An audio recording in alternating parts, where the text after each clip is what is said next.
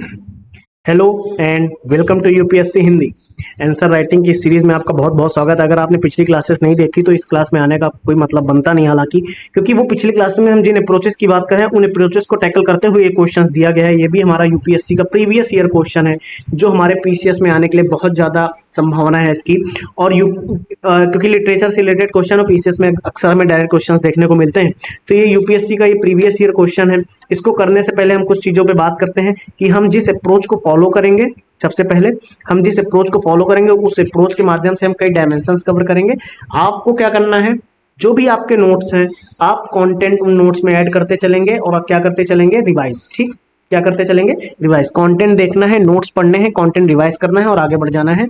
और जो भी एक्स्ट्रा इंफॉर्मेशन आपको जो भी मिले, जो भी एक्स्ट्रा इंफॉर्मेशन आपको मिले उस एक्स्ट्रा इंफॉर्मेशन को आपको अपने नोट्स में वैसे ही ऐड करना है जैसे मैंने अभी तक आपसे कहा है। क्योंकि अगर आप उस एक्स्ट्रा इंफॉर्मेशन को ऐड करते हुए आगे बढ़ेंगे, यदि आपका यदि आपकी थिंकिंग प्रोसेस अच्छी होगी, जैसा कि मैं बोल रहा हूँ, यदि आपकी थिंकिंग प्रोसेस अच्छी होगी तो कहीं ना कहीं आपके नोट्स अच्छे होने वाले हैं। नोट्स अच्छे हो जाएंगे तो कहीं ना कहीं आपकी आंसर्स की क्वालिटी, मैं आपको पिछली क्लास में कंटिन्यू यही बताते आया हूँ, थिंकिंग मैं उसी थॉट प्रोसेस पे काम कर रहा हूँ उतने दिनों से कि आपके थॉट प्रोसेस इंप्रूव होती चली जाए तो आंसर्स की क्वालिटी ऑटोमेटिक और नोट्स की क्वालिटी ऑटोमेटिक इंप्रूव हो जाएगी। यानी जो भी कंटेंट पे हम यहाँ पे बात करते हैं, जो भी कंटेंट पे हम यहाँ पे बात करते हैं, वो उस कंटेंट को इंप्रूव करने के लिए आपके पास नोट्स हैं। उस कैसे मेंस के नोट्स आपको बनाने हैं, कैसे मेंस के नोट्स आपको बनाने हैं, उस पर भी हम थोड़ा सा वर्क करते हुए चले आ रहे हैं। क्योंकि हमारे मेंस के नोट्स जो हैं वो इस प्रकार से बने होने चाहिए कि वो हाई डायमेंशंस को कवर करें। सबसे पहले तो अगर वो सारे डायमेंशंस कवर कर रहे हैं, ये न्यू बच्चों के लिए जो नया जुड़ा है, पुराने के लिए नहीं। अगर आप पुरानी क्लासेस देखते हुए चले आ रहे हो तो बेटा आगे बढ़ जाइए। अगर जो भी मेंस के नोट्स हमें बनाने होते हैं, क्योंकि हम हर डायमेंशंस पे बात करने वाले होते हैं, जब भी हम कोई एक अप्रोच सीखते हैं उससे हम बहुत सारे क्वेश्चंस आसानी से कवर कर नहीं जाते, क्योंकि डायमेंशंस हम सीख रहे होते हैं, उस डायमेंशंस पे नोट्स बनाने होते हैं। ठीक है। और एक चीज और जो मुझे बतानी है वो ये कि जब भी हम कोई डायमेंशन सीखते हैं उस डायमेंशन के कई पक्ष होते हैं। जैसे एक क्वेश्चन देखा, उसके कई पक्ष हैं, तो वो कल्चर को भी ले सकता है, मॉडर्न टाइम को भी ले सकता है, साइंस एंड टेक्नोलॉजी को भी ले सकता है, और साथ ही साथ में वो हमारे हिस्ट्री, ज्योग्राफी, पॉलिटी, इकोनॉमी और इन्वायरमेंट के कई डायमेंशंस को कवर करते हुए वो क्वेश्चंस कन्वर्ट किया जा सकता है। फिलहाल के लिए ये जो क्वेश्चन आपके सामने लिखा गया है, ये क्वेश्चन है भक्ति साहित्य की प्रकृति। देखो भैया, काट रहे हैं कि बिगाड़ रहे हैं, समझ में नहीं आ रहा। भक्ति साहित्य की प्रकृति और भारतीय संस्कृति में इसके योगदान का मूल्यांकन करें। सबसे पहले तो हमें क्या करना है, भारतीय साहित्य की प्रकृति की बात की गई है और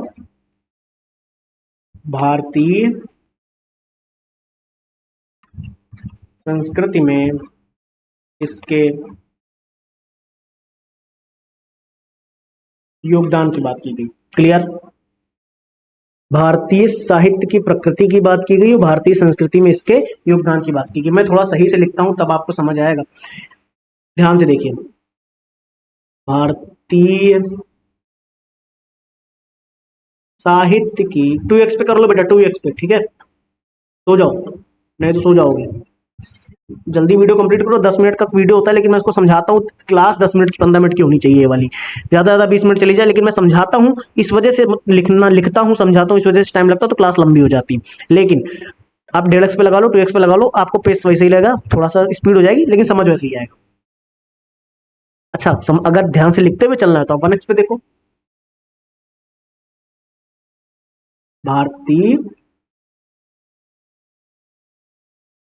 संस्कृति में योगदान। ठीक, हमें दो पक्षों पे बात करना है, भारतीय साहित्य की प्रकृति और भारतीय संस्कृति में योगदान। अब इसकी अप्रोच देखते हैं कि सबसे पहले क्वेश्चन है कि भारतीय साहित्य की प्रकृति क्या है, पहले इसका मूल्यांकन करो, फिर हमें यह बताओ कि इस प्रकृति ने, इस साहित्य की प्रकृति ने भारतीय संस्कृति में क्या योगदान दिया। बहुत डाइवर्स क्वेश्चन है।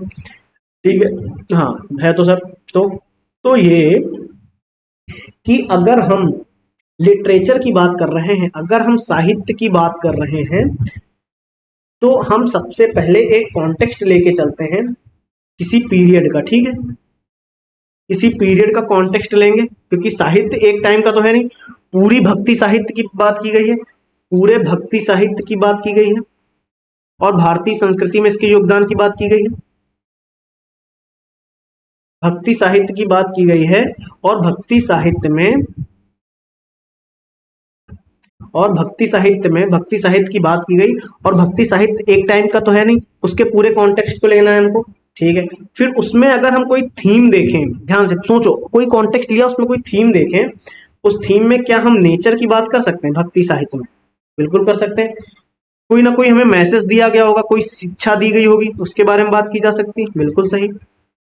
कोई ना कोई उद्देश्य रहा होगा, बिल्कुल सही। अच्छा, बहुत सही। अच्छा, अगर हम लिटरेरी कैरेक्टरिस्टिक्स पे बात करें, तो जैसे भाषा की बात की गई होगी, हाँ बिल्कुल की गई होगी। स्ट्रक्चर की बात की गई होगी, बिल्कुल की गई होगी, बहुत सही। इनोवेशन की बात भी तो की गई होगी भक्ति साहित्य में, इनोवेशन भी तो बात की होगी। भक्ति साहित्य की प्रकृति क्या है, वही तो हम देख रहे हैं। कुछ कॉन्टेक्स्ट होगा, कुछ नेचर होगा उसका, कुछ शिक्षा प्रदान कर रही होगी, कुछ उद्देश्य रहे होंगे, कुछ भाषा रही होगी। अच्छा, कुछ कल्चरल इम्पैक्ट रहे होंगे, कल्चरल इम्पैक्ट रहे होंगे।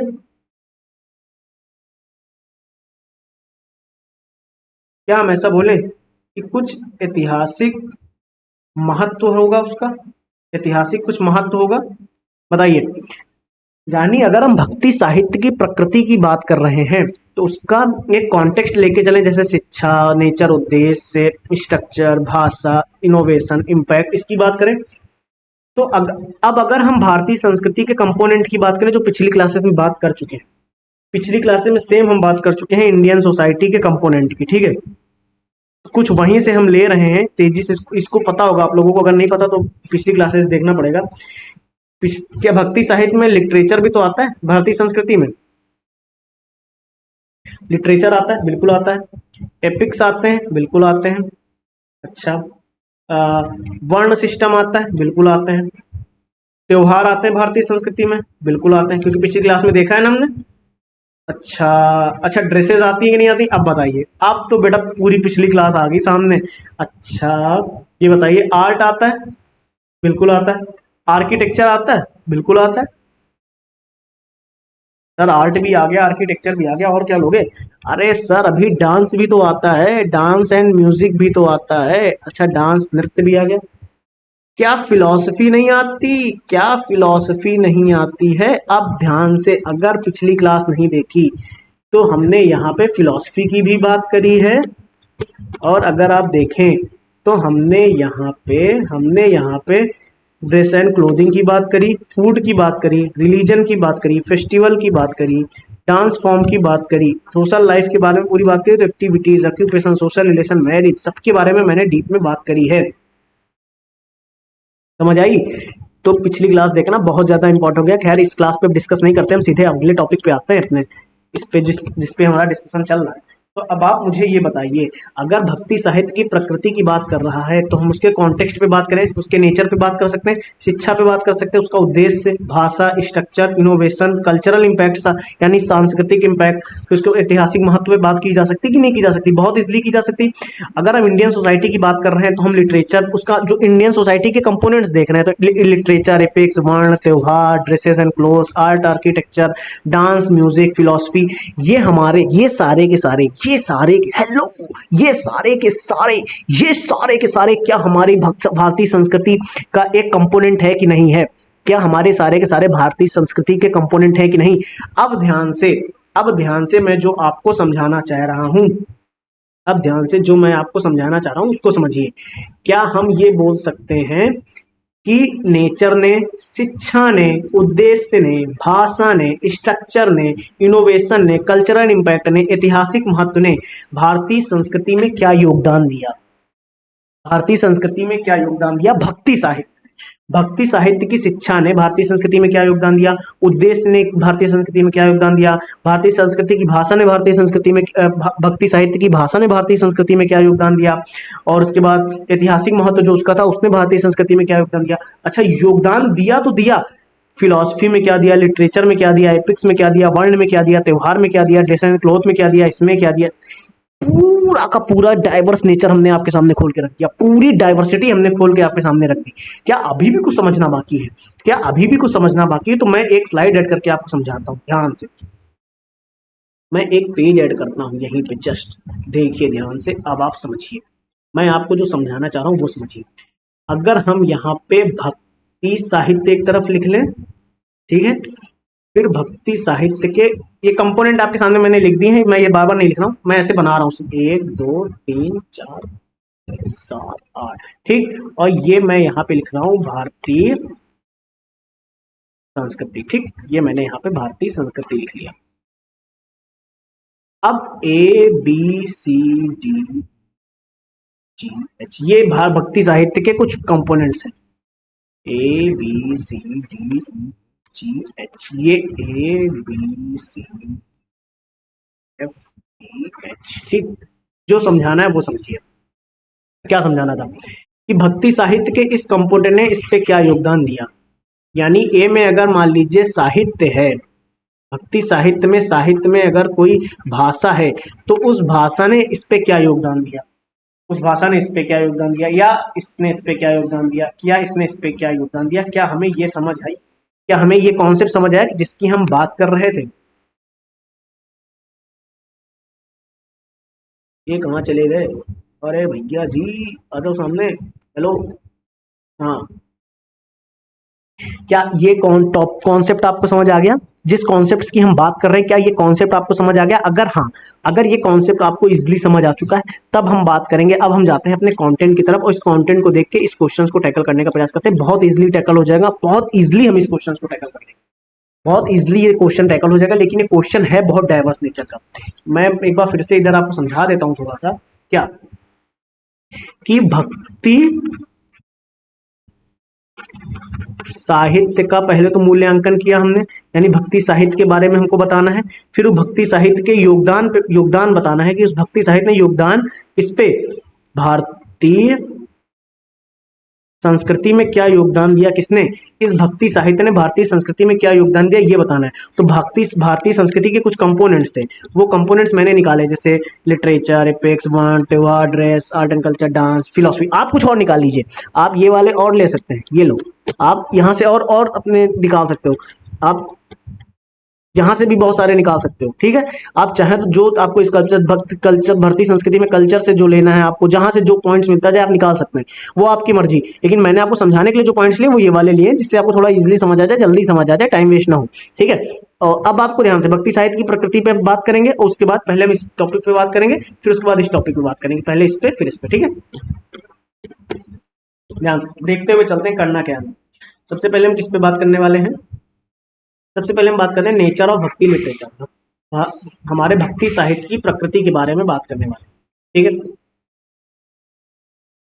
अगर हम इसकी उत्पत्ति की बात करें तो 6वीं शताब्दी के आसपास दक्षिण भारत में अलवर विष्णु भक्त और नैनार शिव भक्त के साथ शुरू हुआ, ठीक। 12वीं से 17वीं शताब्दी के बीच उत्तर की ओर फैला। किसकी बात की गई, ये लाइन समझ आ गई होगी, पढ़ के समझाने की जरूरत तो नहीं। इस 6वीं शताब्दी के आसपास दक्षिण भारत में अलवर विष्णु भक्त, नैनार शिव भक्त के साथ शुरू हुआ और 12वीं 7वीं शताब्दी के बीच उत्तर की ओर फैला। क्लियर है, 12वीं और 7वीं शताब्दी में उत्तर की ओर फैला। क्लियर, भक्ति साहित्य क्लियर। हाँ, क्षेत्रीय प्रसार की अगर बात करें, हम क्षेत्रीय प्रसार की अगर बात करें, उत्तर भारत में कबीर और रविदास, बंगाल में चैतन्य, कबीर रविदास, बंगाल में चैतन्य महाप्रभु, महाराष्ट्र में तुकाराम जैसे प्रमुख लोगों की आवाजें शामिल हैं क्षेत्रीय प्रसार में। इसका प्रसार कैसे होता चला गया, आपने ये देखा कि पहले उत्पत्ति 6वीं शताब्दी में हुई और 12वीं शताब्दी में, 6वीं शताब्दी में इसकी उत्पत्ति हो रही है। दक्षिण भारत में अलवर विष्णु भक्त और नैनार शिव भक्त के साथ शुरू हुआ और 12वीं से 17वीं शताब्दी के मध्य में उत्तर भारत की ओर फैला और क्षेत्रीय प्रसार में उत्तर भारत में कबीर और रविदास जैसे लोग और बंगाल में चैतन्य, महाराष्ट्र में तुकाराम जैसे प्रमुख लोगों इसमें शामिल होते चले गए, ठीक है। ये थी हमारी इसके कॉन्टेक्स्ट की बात थी। किसकी बात थी कि हमने कॉन्टेक्स्ट की बात करी, कॉन्टेक्स्ट में हमने ओरिजिन की बात कर ली, ओरिजिन के बाद हमने उसके रीजनल स्प्रिट की बात करी, रीजनल स्प्रिट की बात करी। अगर हम अब इसके थीम्स एंड कंटेंट पे बात करें, थीम एंड कंटेंट पे बात करें और इसके पर्सनल डिवोशन के बारे में बात करें, व्यक्तिगत भक्ति के बारे में बात करें, व्यक्तिगत भक्ति की बात करें तो जैसे मीराबाई की भगवान कृष्ण के प्रति भक्ति के बारे में बात की जा सकती है, ठीक है। मीराबाई की भक्ति जैसे विस्तृत अनुष्ठानों और जाति पदानुक्रमों को दरकिनार करते हुए एक ईश्वर के प्रति व्यक्तिगत और गहन भक्ति पर ध्यान केंद्रित किया।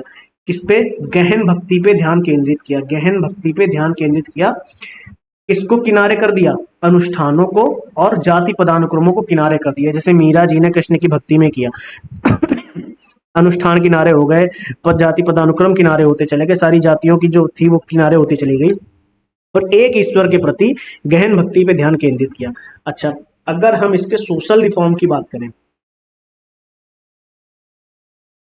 पहले हम बात किस पे कर रहे हैं? भक्ति, भक्ति लिटरेचर के नेचर पे बात कर रहे हैं। अभी हमने इसका इम्पैक्ट नहीं देखा है। सिर्फ भक्ति लिटरेचर, भक्ति साहित्य का ये, भक्ति साहित्य की ये प्रकृति थी कि इसने क्या किया? भक्ति साहित्य की ये प्रकृति थी कि इसने एक ईश्वर के प्रति व्यक्तिगत गहन भक्ति पे ध्यान केंद्रित किया। और सामाजिक सुधार में क्या? जैसे जाति व्यवस्था और कर्म कांडों की आलोचना की, जाति व्यवस्था और कर्मकांड की क्या की उसने? आलोचना की, जैसे कबीर, बसव जी ने की।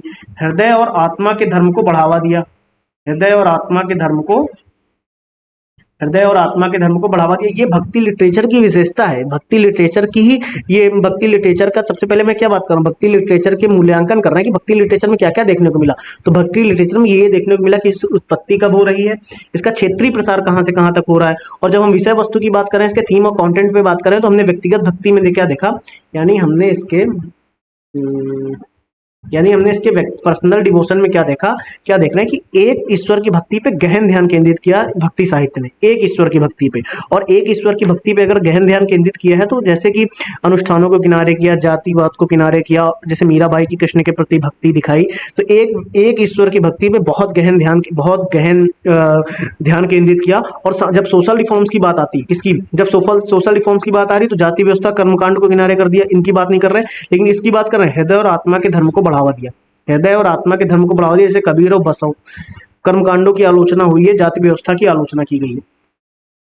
अच्छा, इसकी अगर साहित्यिक शैली और भाषा की बात करें, यानी हम देखो इन सारे डायमेंशंस की बात कर रहे हैं, शिक्षा की बात करी, उद्देश्य की बात करी, नेचर की बात करी, भाषा और इसकी बात करें, अगर हम साहित्यिक शैली और भाषा की बात करें, तो कहाँ तक इसकी पहुंच थी? यानी इसको ऐसे हम लिख लें, लिटरेरी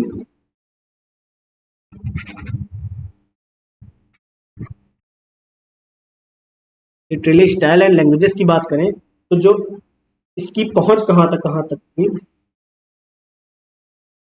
एक्सेसिबिलिटी की बात करें, तो स्थानीय भाषाओं में रचित इसे आम लोगों के लिए सुलभ बनाया सबसे पहले तो, ठीक है, जबकि संस्कृत शास्त्र केवल अभिजात वर्ग के लिए थी।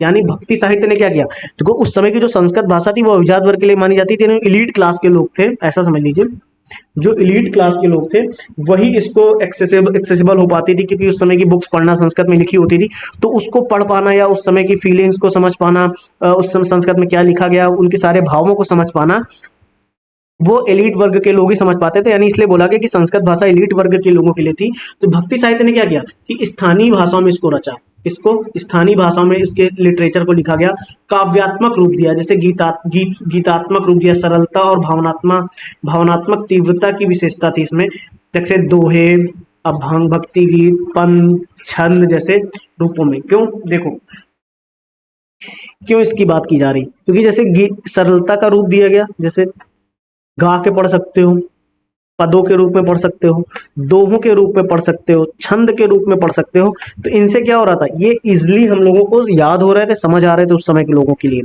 तो कहीं ना कहीं उसने ये एक न्यू चेंज किया, ये भक्ति साहित्य की ये विशेषता रही, ये उनकी नेचर रही। तो ये भक्ति साहित्य में हमने उसका इम्पैक्ट, ये इनोवेशंस भी देखा कि उनमें ये इनोवेशंस किए गए।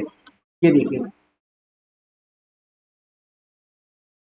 ये देखिए, ठीक है, ये इजिली समझ आ गया।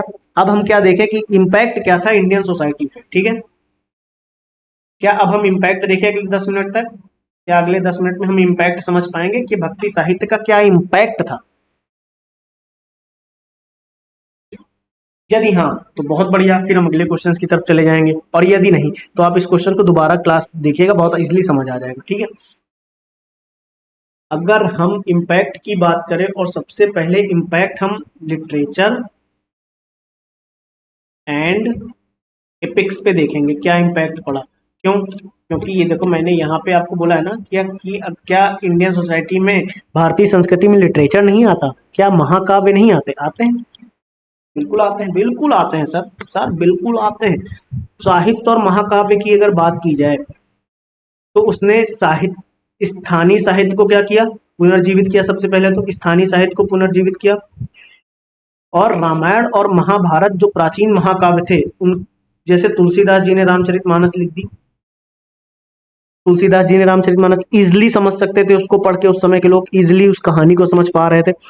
जो भी उस रामायण में रामचरितमानस में जो भी लिखा गया वो उसको इजिली हम समझ पा रहे थे प्राचीन महाकाव्य को, की सुलभ प्रस्तुति प्रदान की, इसलिए मैंने इस लाइन में लिखा हुआ है।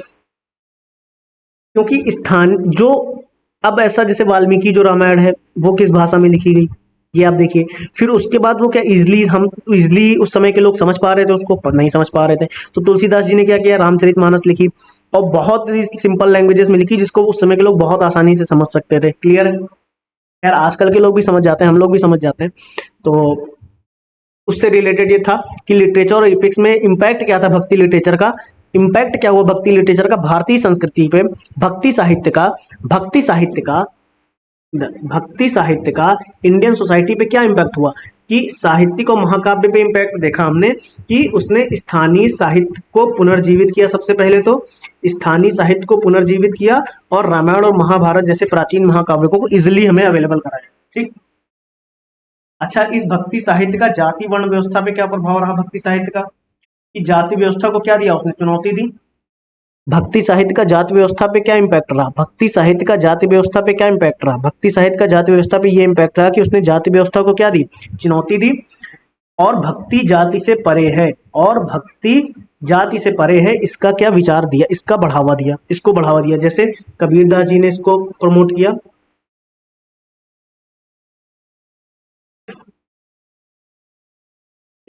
कबीरदास जी ने इसको प्रमोट किया और रविदास जी ने प्रमोट किया। तो अच्छा, त्योहारों के बारे में अगर बात करें, त्योहारों की अगर बात करें कि भक्ति लिटरेचर ने त्योहारों को कैसे प्रभावित किया, त्योहारों पे क्या इम्पैक्ट डाला, तो जन्माष्टमी और रथ यात्रा जैसे त्योहारों को लोकप्रिय बनाया सबसे पहले, जिसमें सामुदायिक भागीदारी और समावेशिता पे जोर दिया गया।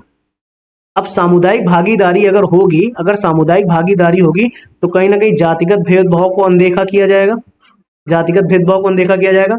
तो कहीं ना कहीं भक्ति साहित्य ने इंडियन सोसाइटी पे बोलने या भारतीय भारतीय संस्कृति पे बोलने, क्या हमने लिटरेचर पे देख लिया, एपिक्स पे देख लिया, जाति व्यवस्था पे देख लिया और त्योहारों पे देख लिया।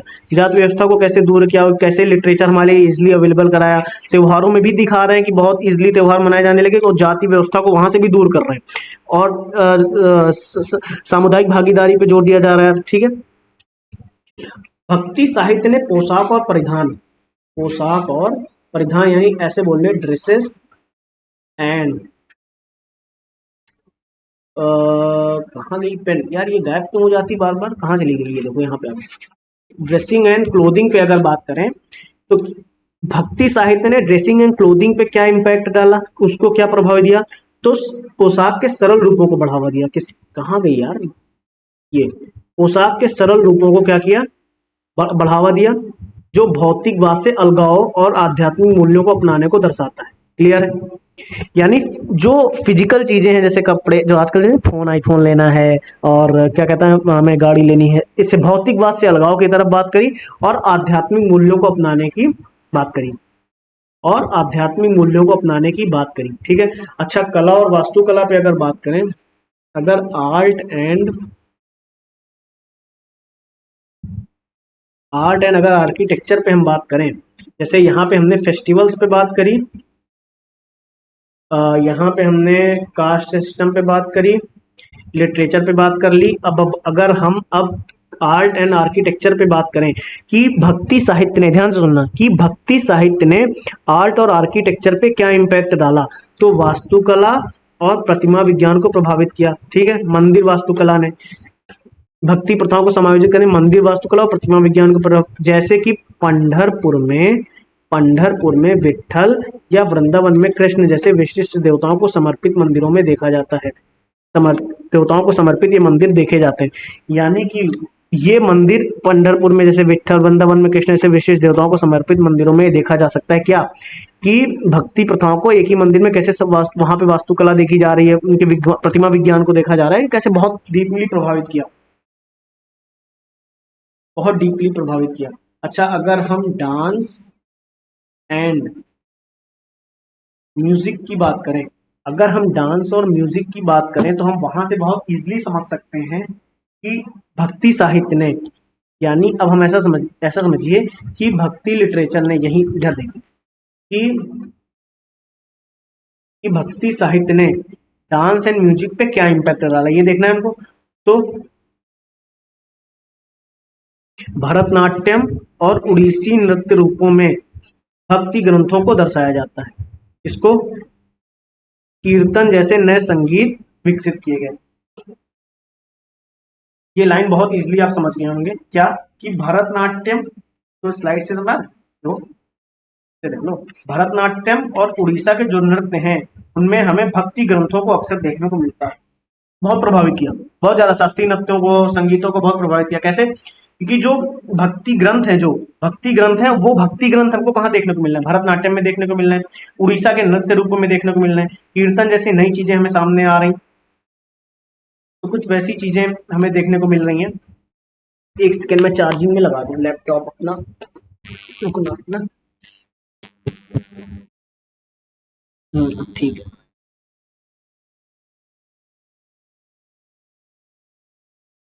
ठीक है। यानी भक्ति ग्रंथों में भरतनाट्यम, उड़ीसा के नृत्य, जो कीर्तन का उपयोग है। अच्छा, दर्शन की अगर फिलॉसफी की बात करें, अगर हम फिलॉसफी की बात करें तो क्या लिखा है कि व्यक्तिगत देवता के प्रति बिना शर्त और प्यार भक्ति पर केंद्रित, शास्त्रीय धार्मिक प्रथाओं की जटिलता को चुनौती देना और आध्यात्मिकता को सभी के सुलभ एक गहरा व्यक्तित्व होगा। यानी आध्यात्मिकता पे फोकस किया उन्होंने। किस पे फोकस किया? आध्यात्मिकता में फोकस किया, आध्यात्मिकता पे फोकस किया और धार्मिक प्रथाओं को चुनौती दी। धार्मिक प्रथाओं की जटिलता थी, उनको क्या किया? चुनौती दिया। और प्यार और भक्ति पर केंद्रित, देखो, व्यक्तिगत देवता के प्रति बिना शर्त प्यार और भक्ति पर केंद्रित, शास्त्रीय धार्मिक प्रथाओं की जटिलताओं को चुनौती दी। ठीक है, बिना शर्त और प्यार पे फोकस किया, भक्ति पर ध्यान केंद्रित किया, धार्मिक प्रथाओं की जो जटिलता थी उनको उन्होंने चुनौती दी। यानी किसने? भक्ति साहित्य ने। तो क्या हमने भक्ति साहित्य का मूल्यांकन देख लिया? भक्ति साहित्य का मूल्यांकन की उत्पत्ति देखी, क्षेत्रीय प्रसार देखा, विषय वस्तु देखी, जैसे व्यक्तिगत भक्ति पे जोर दिया गया, सामाजिक सुधार के जात व्यवस्था को उसने चैलेंज किया, साहित्यिक शैली पे उसने कैसे इजिली बहुत अवेलेबल कराया सारा लिटरेचर, काव्यात्मकता का रूप प्रदान कर दिया, इजिली अवेलेबल तो कराया, साथ में काव्यात्मकता का रूप प्रदान किया, गीतात्मकता का रूप प्रदान किया, गीतों के रूप में छंद, दोहे, पद इसके रूप में गा के हम भक्ति साहित्य को पढ़ रहे हैं, देख रहे हैं। कि हमने भक्ति साहित्य का मूल्यांकन किया तो उसके जब योगदान के बारे में बात आई, जब उसके योगदान के बारे में, तो उसने क्या क्या योगदान दिया, तो वो हमने क्या देखा कि लिटरेचर में क्या योगदान दिया। सबसे पहले तो लिटरेचर में क्या योगदान दिया कि उसने साहित्यिक परंपराओं को पुनर्जीवित किया, उनको पुनर्जीवित किया, और तुलसीदास जी की रामचरितमानस जैसे जो संस्कृतनिष्ठ भाषा में जो चीजें लिखी गई उनको बहुत इजीली अवेलेबल कराया। कास्ट सिस्टम को चुनौती दी और बोला भक्ति जाति से क्या है परे है, कास्ट सिस्टम को चुनौती। जैसे कबीरदास रविदास जी ने त्योहारों में, जैसे जन्माष्टमी, रथ यात्रा जैसे त्योहारों को बहुत लोकप्रिय बनाया। सामुदायिक भागीदारी की बात की, जिससे क्या है जातिगत भेदभाव को देखी की गई है ना। जैसे ड्रेसेस की अगर बात की जाए तो उन्होंने भौतिकतावाद से अलग आध्यात्मिक मूल्यों पर जोर दिया। आर्ट एंड आर्किटेक्चर की अगर बात करें, अगर कला और वास्तुकला पे बात करें, तो हम देख रहे हैं कि कृष्ण वृंदावन में कृष्ण और पंढरपुर में विठल मंदिर पे फोकस कैसे किया, और उसमें देखा जा सकता है कि वहां की कला और वास्तुकला को देख सकते हैं। डांस एंड म्यूजिक पे अगर हम बात करें, नृत्य और संगीत की बात करें, तो भरतनाट्यम में और उड़ीसा के नृत्यों में हमें भक्ति ग्रंथों को अक्सर देखने को मिलता है, कीर्तन के नए रूप देखने को मिले। अच्छा, दर्शन की अगर बात करें, अगर फिलोसफी की बात करें, तो उन्होंने बिना शर्त प्यार करना और भक्ति पर ध्यान केंद्रित करने की, बिना शर्त भगवान से प्यार करना और भक्ति पे ध्यान केंद्रित करने की बात करी। शास्त्रीय जो धार्मिक पद्धतियां थी उनकी जटिलताओं को चुनौती दी। आध्यात्मिकता को सभी के लिए क्या किया उन्होंने? सुलभ बनाया, बहुत इजीली आध्यात्मिकता सभी के लिए सुलभ, एक गहरा व्यक्तित्व अनुभव बनाया उन्होंने, इस तरीके से फोकस किया। तो अब आप मुझे ये बताइए, क्या अब आप इस क्वेश्चंस को टैकल करने की स्थिति में हैं या नहीं? अगर हाँ है तो इस क्वेश्चन को क्या आप अब इजिली टैकल कर पाएंगे या नहीं? मैं आपको 2 मिनट का समय दे रहा हूँ। मैं आपके सामने स्लाइड उपस्थित है, स्लाइड आपके सामने उपस्थित है। 2 मिनट में शांति से मैं सोचूंगा और आप सोचूंगा, मैं आपके लिए कुछ पॉइंट्स निकाल रहा हूँ, वो पॉइंट्स मैं आपको अपने इसी नोट्स में ऐड करके दे दूंगा। लेकिन फिलहाल 2 मिनट के लिए आपके पास टाइम है, मैं तब तक पानी पी लेता हूँ। 2 मिनट का टाइम है आपके पास। आप जरा इसके अदर डायमेंशन पे विचार कर सकते हैं क्या? इन डायमेंशन पे विचार नहीं किया जा सकता है? ध्यान से देखो।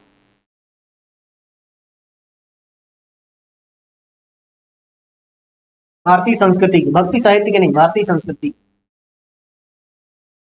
क्या इन डायमेंशन पे, भारतीय संस्कृति के इन डायमेंशन पे विचार नहीं कर सकते?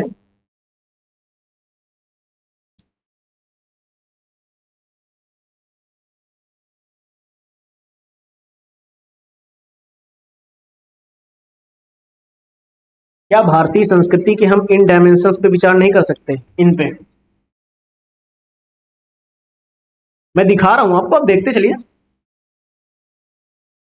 क्योंकि जिन्होंने पिछली क्लासेस करी वो तो कर पा रहे थे, जिन्होंने नहीं करी वो बैठे हैं।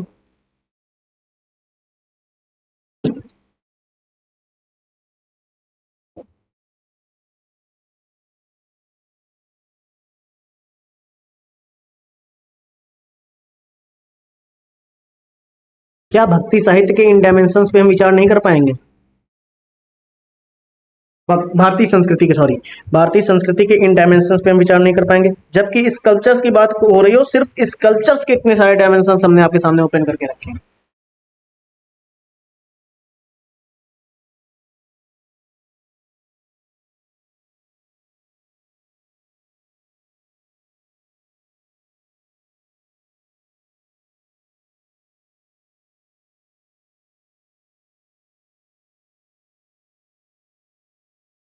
तो ये कुछ क्वेश्चंस थे जो आपको करने बहुत ज़रूरी थे। ये क्वेश्चंस आपके तभी कन्वर्ट हो पाएंगे जब आपने इनका रिवीजन किया होगा, इस कंटेंट पे आपने वर्क किया होगा, आपने नोट्स बनाए होंगे।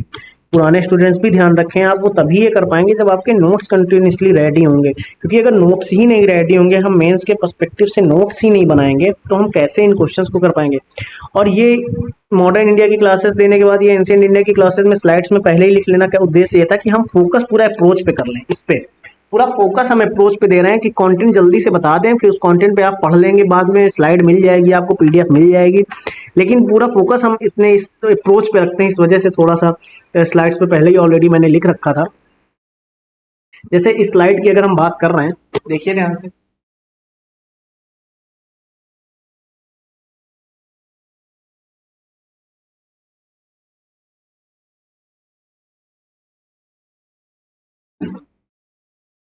कि हम अगर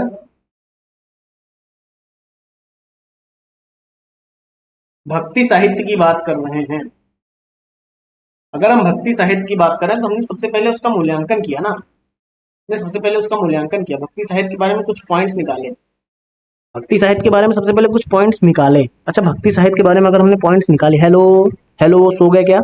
हेलो, सो गए?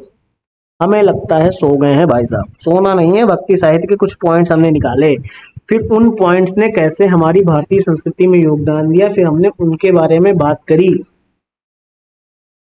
लेकिन अगला क्वेश्चन कल के लिए क्या है आपका?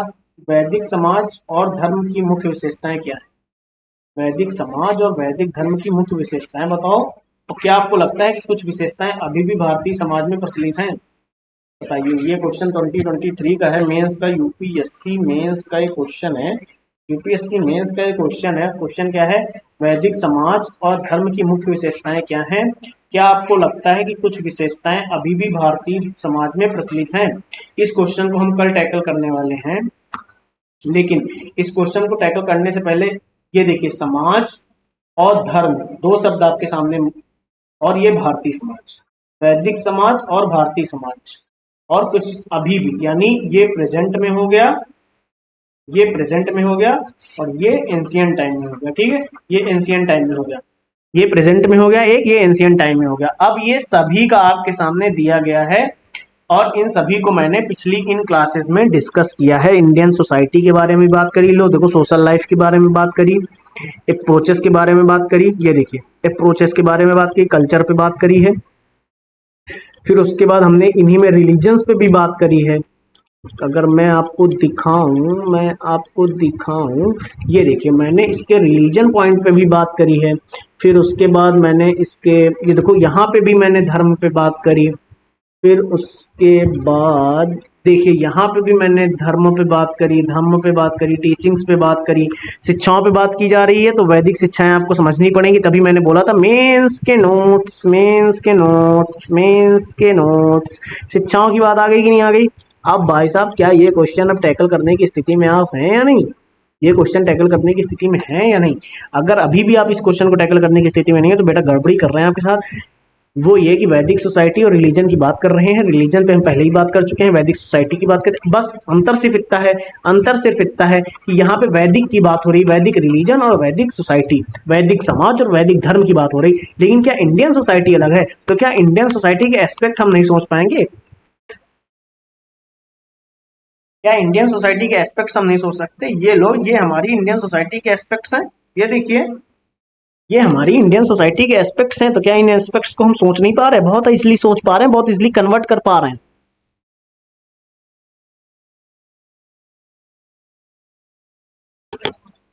हम इन डायमेंशंस को बहुत इजीली सोच पा रहे हैं और बहुत इजीली कन्वर्ट करने की स्थिति में भी हैं।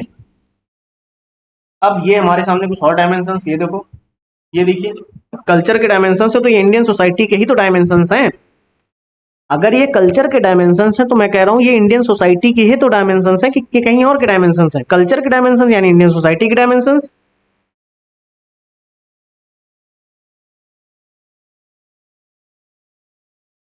अब आप देखो, क्या अब आप इस क्वेश्चन को टैकल करने की स्थिति में हैं या नहीं?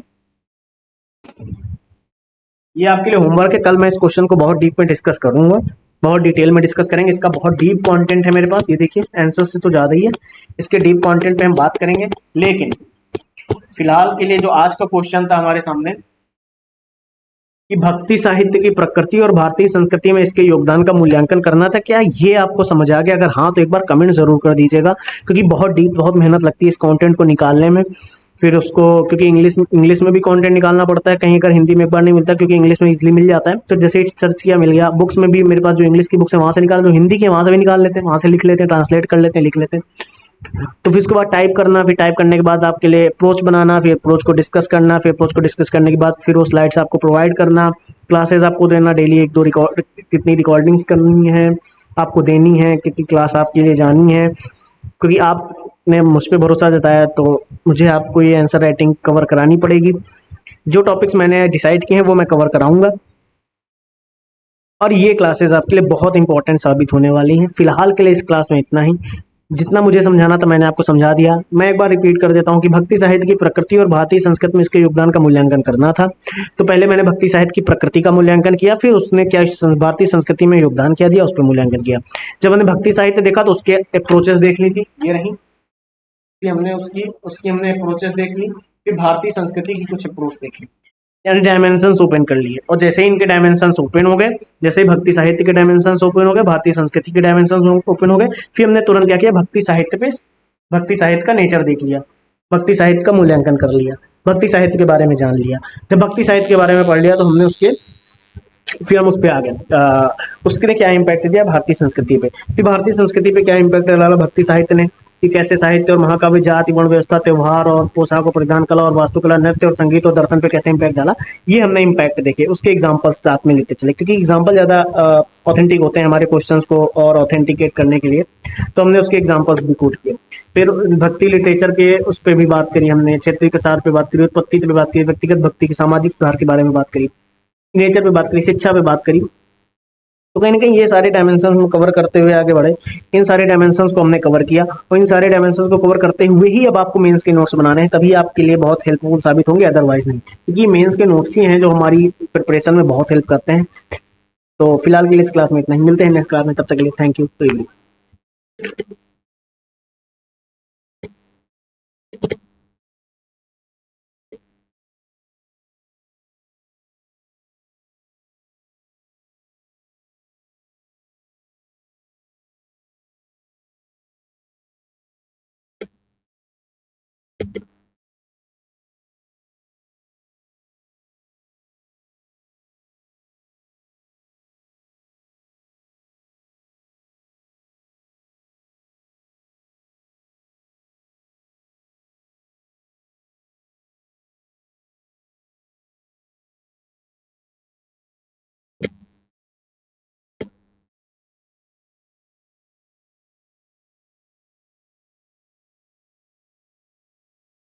मैं कहूंगा अगर अभी भी आप इस वीडियो में बने हुए हैं, वीडियो बंद होने का इंतजार नहीं किया था आपने, तो एक एक चीज और, ये क्वेश्चन जरूर देख लीजिए, पिछली क्लास में जाके ये क्वेश्चन एक बार आप करें, तो आपका अगला क्वेश्चन बहुत हेल्पफुल साबित होगा। ये क्वेश्चन जरूर कर लीजिए।